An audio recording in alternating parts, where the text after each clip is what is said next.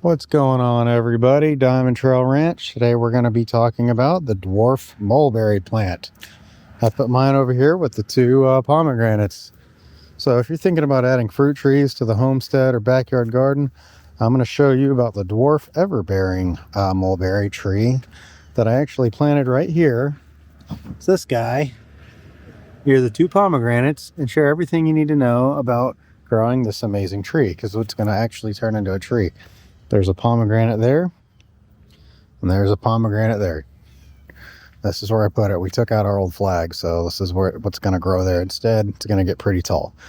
Why the dwarf mulberry is perfect for small spaces, how much fruit you can expect year-round, planting tips for zones 10A and other warm climates here, watering and soil needs, how it compares to pomegranates and loquats and peaches, and why chickens, ducks, and goats love fallen mulberries. The dwarf everbearing mulberry is one of the easiest fruit trees you can grow, producing sweet berries within the first year. And if you're in Florida or other warm zones, I'm telling you right now, this is an absolute must-have for your garden. Subscribe here to us at DiamondTrail Ranch. We'll get you squared away with all things homestead gardening, animal care tips, and more. We do it all here. So again, welcome back to DiamondTrail Ranch.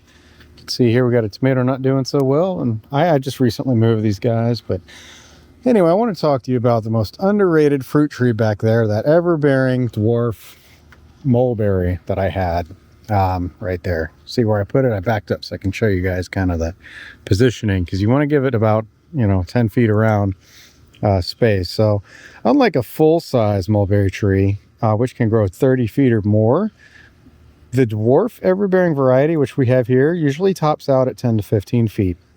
Makes it perfect for smaller homesteads, urban gardens, or anyone who just don't want to deal with pruning a massive tree.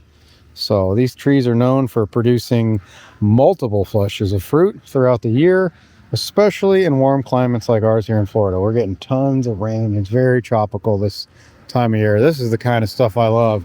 It's actually starting to sprinkle again now. So we chose to plant our dwarf everbearing mulberry in a V over there with the two pomegranates between them. I think it's ideal in that spot because both mulberries and pomegranates enjoy full sun with their well-drained soil right in that spot and warm weather, so they complement each other really well. The mulberry will fill in some vertical space without shading out the pomegranates too much. And I like the idea of creating a little food forest pocket, where multiple fruit crops grow together. Mulberries are not picky at all. That's one reason I love them. We have a history of finding things that unfortunately don't quite make it. So I like to find the ones that do, that can handle sandy Florida soil.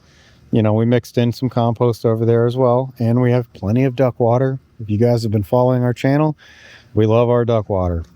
It's a fantastic nutrient boost. They like deep watering when they're young, like this one here. When they're established, they're very drought tolerant. If you're in a northern zone, you may need to grow your dwarf everbearing mulberry in a pot and bring it indoors during freeze. But here in our zone or in any tropical climates, they're going to thrive year round. Your 1 or 2 days that freeze out of the year, it'll be all right. We're going to prune it to keep it manageable, the height, so you can reach the fruit, because left alone it could grow taller. So we're going to try to keep it at like 8 to 10 feet. So it's going to be awesome. You guys can follow along our channel. You'll see it thrive for over time. Beyond feeding the family, mulberries are fantastic for animals. Chickens, ducks, even goats love the fallen fruit. It means less waste, more natural treats for the animals, extra nutrients in their diet. Mulberries also attract pollinators and birds, which makes the homestead feel alive and thriving. Nutritionally, mulberries are loaded with vitamin C, iron, and antioxidants. I love this stuff. They can be eaten fresh. You can dry them like raisins. You can use them in pies, jams, smoothies.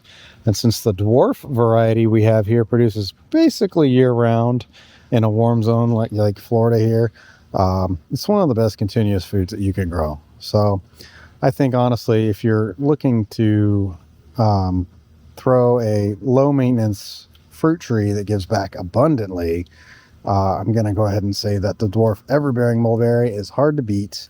And whether you're in Florida like we are, or anywhere warm enough, you know, this tree deserves a spot in your yard. So ours is already settling in nicely. You saw it over there. Can't wait to share our updates with it, because once it starts producing, it's going to be pretty awesome. I do want to say to you guys, thanks for watching. And, you know, I post videos weekly. Usually try to get something up daily, whether it's a post, a short, a comment, something. Just know that we are active. We do reply to everything on this channel.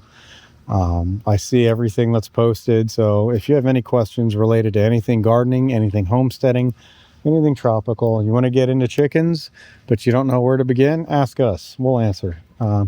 We answer everything, all questions. So if you can do me a favor and like this video, it doesn't cost anything. It's free. It helps us out, helps push the video out to more of an audience for us. You know, I'll see you guys next time, and let me know how your gardens are doing.